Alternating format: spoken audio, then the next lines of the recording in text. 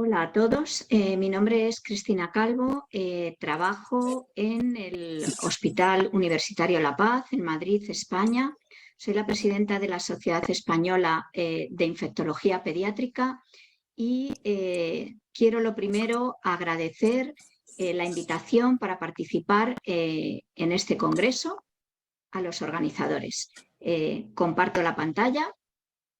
Vamos a hablar del estado actual de las infecciones respiratorias en niños y me voy a centrar en esto en la primera parte y en la segunda, muy brevemente, voy a hablar de algunos avances en la investigación en vacunas centrado en el virus respiratorio sincitial.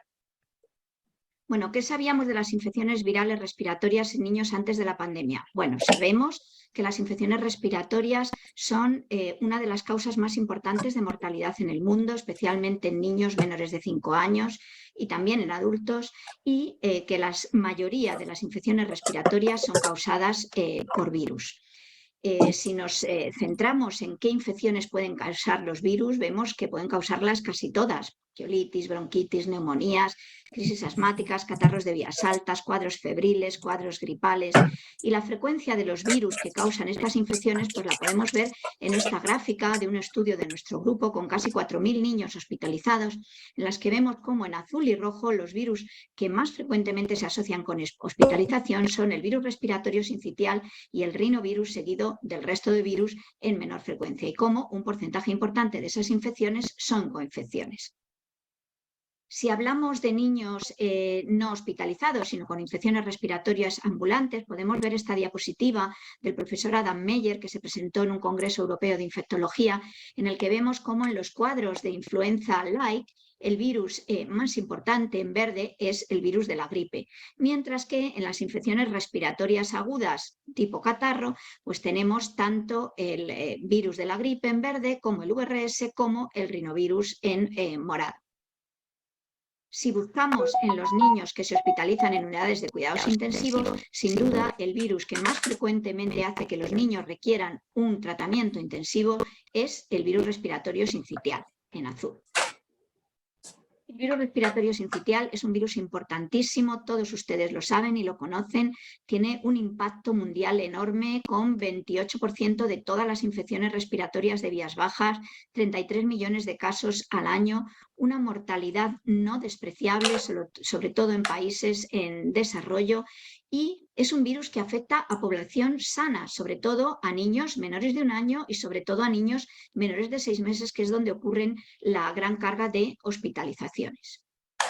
También sabemos que el virus respiratorio sincitial no solo afecta a los niños, sino que también afecta a los adultos, especialmente a los ancianos. Hay muchos trabajos al respecto, en el Reino Unido lo tienen muy bien estudiado y sabemos que puede tener una carga de consultas, hospitalizaciones y mortalidad en ancianos similar o superior incluso a la gripe.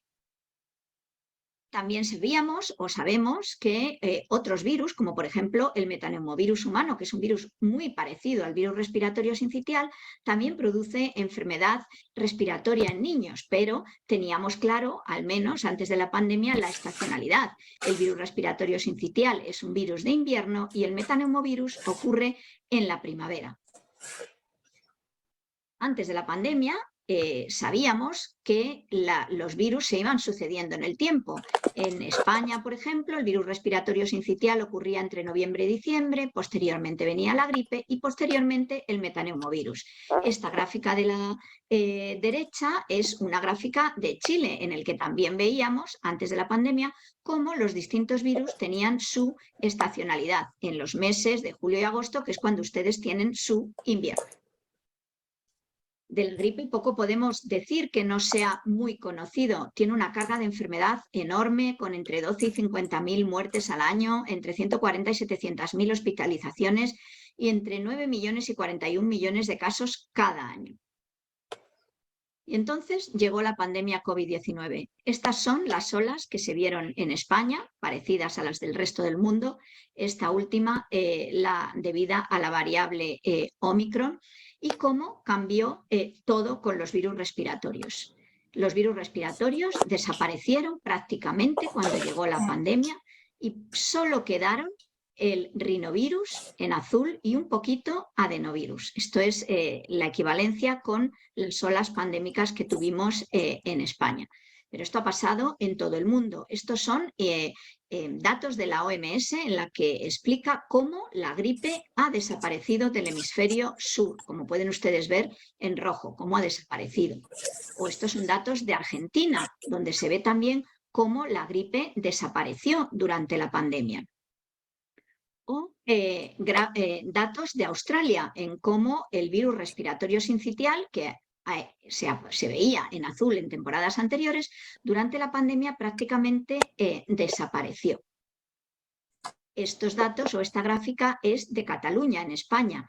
Ha ocurrido lo mismo que en todas estas imágenes que les estoy mostrando. Y esto es una imagen de Europa en general, de cómo ha desaparecido las infecciones virales durante la pandemia. ¿Y cómo se explican estos cambios? Bueno, pues hay muchas teorías, no solo una. Una de ellas puede ser la competencia entre virus. Cuando hay un virus, los otros están de alguna manera inhibidos y las olas se van sucediendo, igual que veíamos con el VRS y la gripe. Las medidas higiénicas que se han llevado a cabo, la mascarilla, la ausencia de contacto social, los confinamientos, pues han producido que no haya ese contacto social y que no se tengan tantas infecciones respiratorias. Pero por otro lado, pues tenemos que ver que rinovirus sí que se mantuvo en determinada manera, no tan frecuentemente, pero sí que se siguieron viendo infecciones. Podría ser que rinovirus se ha visto que induce interferón que puede luchar contra el SARS-CoV-2 y también que el rinovirus, por sus características, pueda resistir algo mejor las medidas higiénicas que hemos implementado. ¿Cómo han resurgido las infecciones virales? Bueno, pues desde luego, por lo menos ha habido un importantísimo cambio epidemiológico. Esto es una gráfica de nuestro país, concretamente de nuestro hospital, donde veíamos cómo el VRS pues aparecía en las épocas del invierno y cómo en 2021 VRS apareció en verano, algo absolutamente inédito. Teníamos a los niños con temperaturas de 39 y 40 grados hospitalizados con infecciones respiratorias por VRS. O sea que verdaderamente fue un cambio muy llamativo. Esto sucedió en todo el mundo también. Esto es Australia, cómo apareció el virus respiratorio sincitial fuera de las temporadas habituales que están en azul y con un número de casos muy importante. Y esta imagen es del Reino Unido de 5 años previos al COVID y posteriores, como vemos en rojo que el VRS se desplazó totalmente y apareció en momentos en los que no era habitual, fuera de la temporada epidémica, y se discute mucho cómo han sido esas infecciones. Parece que han sido en niños algo mayores, desde luego fuera de la época habitual, y según los estudios hay quien considera que ha habido infecciones más graves y otros que no ha sido así. ¿Y por qué es esto? Pues se habla de una deuda de inmunidad en la que los niños no se han inmunizado por las infecciones respiratorias y han aparecido estos brotes fuera de temporada y con numerosos casos o incluso en algunos casos más graves. Esto ha ocurrido también en España en las infecciones por metaneumovirus humano. Este es un trabajo de nuestro grupo que se va a publicar pronto en Emerging Infectious Diseases, en el que vimos cómo comparamos los niños de la temporada 2021 con los de temporadas anteriores y hemos visto que son niños mayores, que han tenido más fiebre, que han tenido más hipoxemia, que han tenido más infiltrados radiológicos. Y, desde luego, la estacionalidad ha sido completamente diferente. La hemos visto en noviembre y diciembre, cuando nosotros veíamos estas infecciones en febrero y marzo. Los diagnósticos han cambiado también, con un enorme porcentaje de neumonías en la última temporada y con hospitalizaciones más largas y necesidades de UCI más importantes. Y ahora vamos a pasar a la segunda parte de la charla, en la que vamos a intentar ver qué tenemos para luchar contra las infecciones virales. Y me voy a centrar en el virus respiratorio sincitial, que es donde hay gran parte de la investigación.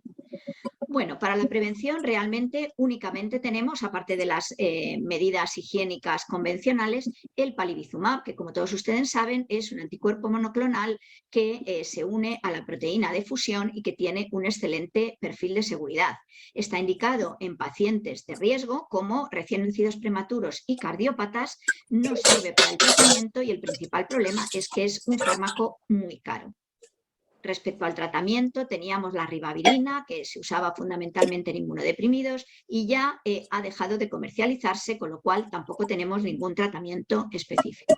Pero no tenemos que desanimarnos porque hay mucha investigación tanto en vacunas como en anticuerpos monoclonales como en antivirales.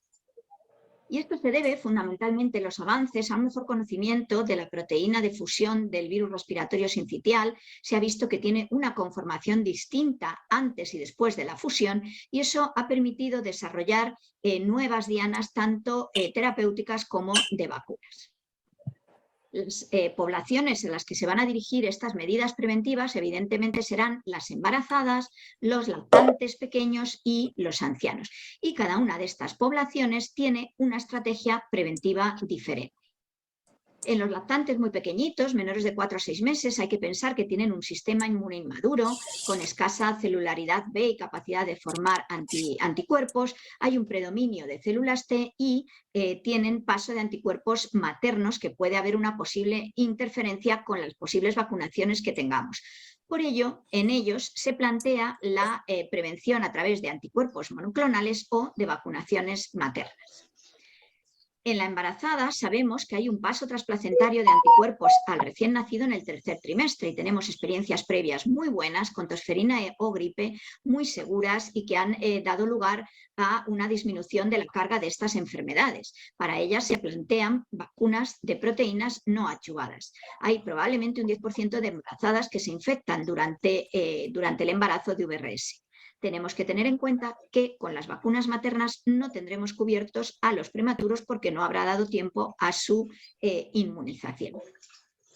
En los lactantes de más edad, entre 6 meses y 12 años, pues sabemos que tenemos un número muy importante de casos, son menos graves, pero hay una gran carga de enfermedad y ha habido muy malas experiencias con vacunas previas inactivadas que dieron lugar a enfermedad VRS grave.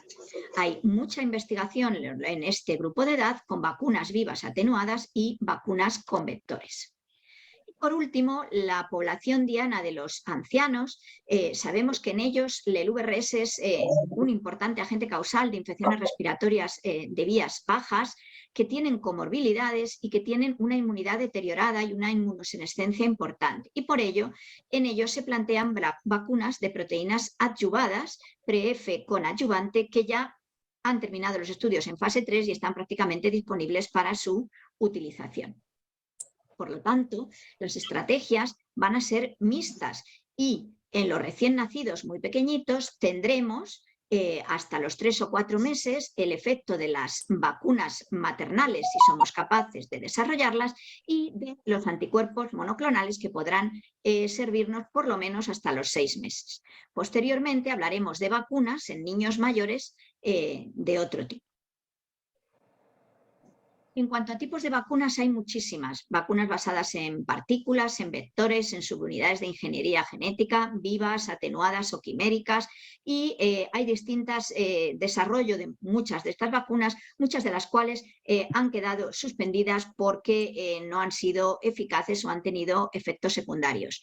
Una línea muy interesante de investigación, como no podía ser de otra manera, son las vacunas de RNA contra el VRS, del mismo tipo que se han desarrollado para el COVID-19. Y pues Moderna, por ejemplo, o IPRA están desarrollando vacunas en este sentido.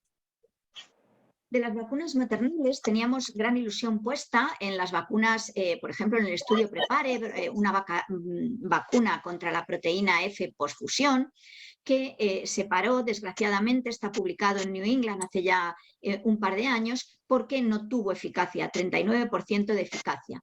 También teníamos grandes ilusiones en las vacunas de proteína pre-fusión, pre-F, no adyuvadas, y desgraciadamente en el último año los estudios de la vacuna de GSK se han parado por efectos secundarios, por prematuridad en el grupo de vacuna, incluso por algún niño fallecido.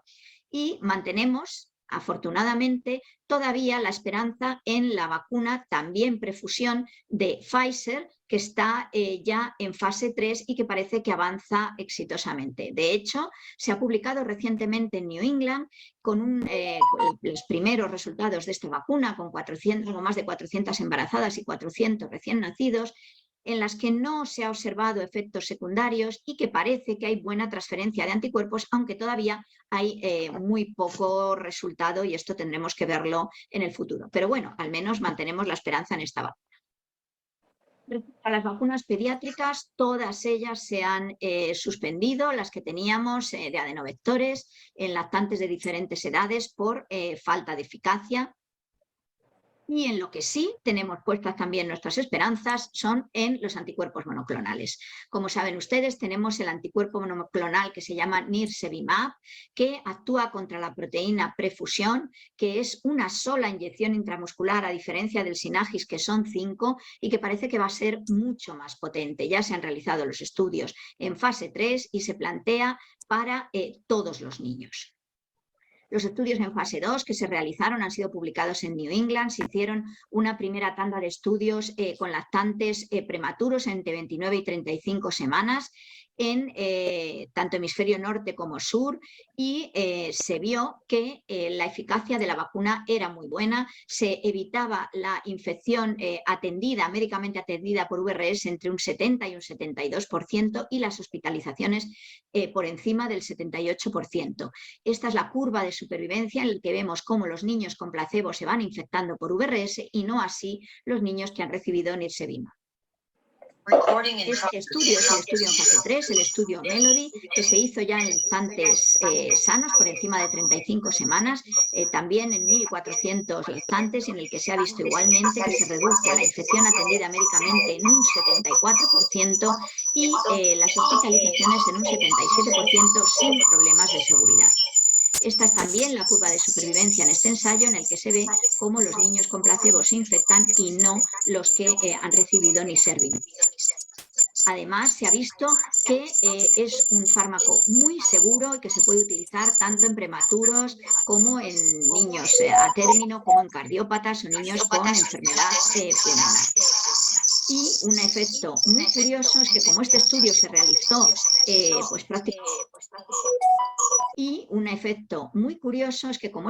se realizó prácticamente durante la pandemia y en la temporada de VRS se retrasó mucho, en Sudáfrica se ha visto que el Nirsevimab fue útil en prevenir la enfermedad por VRS hasta los 8 meses, lo cual pues es una esperanza de que no dure solo 5 o 6 meses, sino más allá. Por lo tanto, pensamos que el Nirsevimab se va a poder utilizar, el anticuerpo monoclonal, tanto en los lactantes nacidos durante la época epidémica, administrándolo en las maternidades, como en los lactantes nacidos fuera, administrándose en atención primaria, porque es un medicamento que se ha comprobado que puede utilizarse concomitantemente con otras. Solo una palabra, no me puedo quedar sin hablar de los ensayos de tratamiento de la enfermedad con los nuevos fármacos que son inhibidores de la proteína de fusión.